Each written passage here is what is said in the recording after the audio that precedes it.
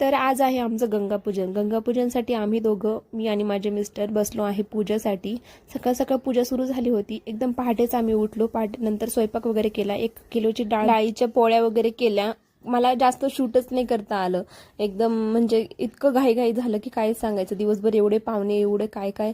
माझे फक्त माहेरचे आले होते, तेवढंच त्यांचंच शूट केलं फक्त, कारण तेव्हा थोडी फ्री होते दुपारी आय थिंक. नंतर ते गेले पण लगेच. पहिल्यांदा त्यामुळे त्यांना पोशाख वगैरे दिला. माझ्या सासूबाई ह्या देवाला गेलत्या काशी वगैरे. नेपाळ तिकडे अगदी 15 ते 20 दिवस होत्या. गंगेला गेल्यामुळे गंगेचं पाणी आणलं होतं, त्यामुळे गंगा पूजन हे करावं लागतं. स्वयंपाक वगैरे सगळं बाहेरच मागवलं होतं 150 लोकांचा, त्यामुळे आलं होतं ते स्वयंपाकच घेत होते.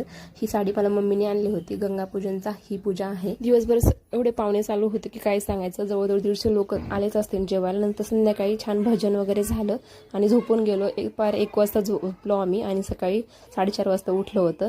तर हा होता आजचा व्हिडिओ. आवडला असेल तर एक लाईक करा आणि चॅनलला सबस्क्राईब करा. भेटू उद्या. बाय.